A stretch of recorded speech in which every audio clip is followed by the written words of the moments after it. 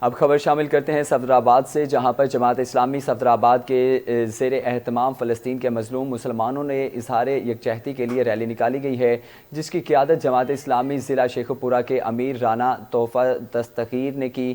جبکہ اس سے حوالے سے مزید کیا تفصیلات جانتے ہیں صفدرآباد سے نمائندہ اسٹار ایشیا نیوز اعجاز چودھری کی اس رپورٹ میں۔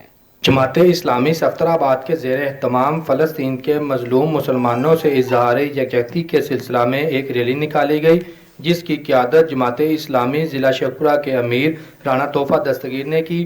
اس کے علاوہ ریلی میں پاکستان پیپلز پارٹی کے سینئر رہنما سردار انعام الحق ڈوگر نے بھی خصوصی شرکت کی۔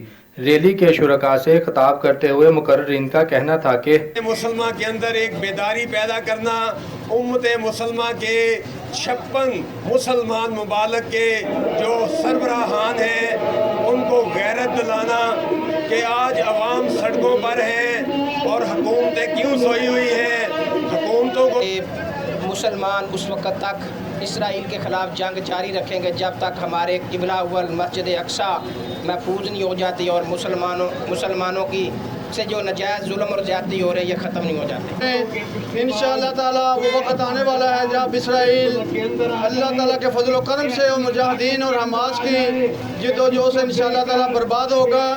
اللہ کے نبی کی بھی بشارتیں ہیں کہ ایک وقت آنے والا ہے کہ جب پوری دنیا کے یہودی ایک جگہ اکٹھے ہوں گے اور اس وقت ہی ان کی بربادی کا وہ جو ہے آغاز ہو چکا۔ ریلی میں علاقہ بھر سے عوام کی کثیر تعداد نے شرکت کی۔ ریلی کنال پارک سے شروع ہو کر مین بازار میں اختتام پذیر ہوئی۔